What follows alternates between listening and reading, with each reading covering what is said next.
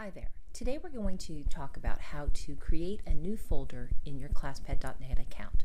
You do have to have an account in order for the folders to be created. So once you have your account, you'll see this little paper stack here up at the left-hand corner of your paper.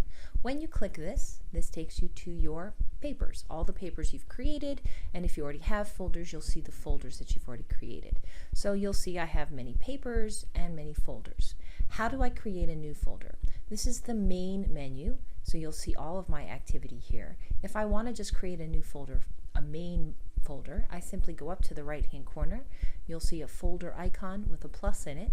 If I click it, it asks me for the name of my folder, so we're just going to call this one test. And I hit OK, and you'll see now I have a new folder up here at the top of my list that is called test. That's all there is to creating a folder. You can also create folders within folders, so subfolders. So let's say that I'm going into my algebra and I have papers here, but now I want to organize them maybe by chapter or by subject content area. So within my folder, and you can tell what folder you're in up here at the top, it tells me I'm in my algebra folder.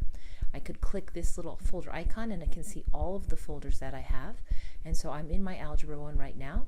So we're going to click OK. But now I want to create a subfolder within my main folder of algebra.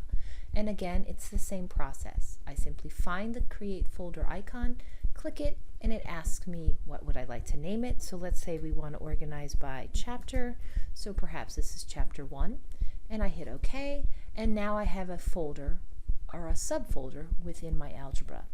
You can also create folders within subfolders. So again, if I wanted to separate chapter 1 out by sections, I could click that folder, and so you'll notice again it's giving me a rundown of where I am.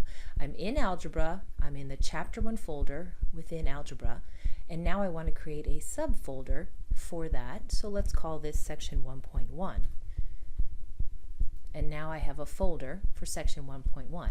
And if we go back again to our description, you'll see these little arrows here are showing me how all of my folders are being organized.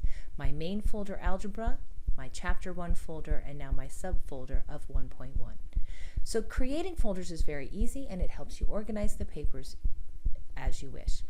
We will be coming up with a different video that shows you how to organize and move things within folders so that you can create a more organized way to look at your own papers.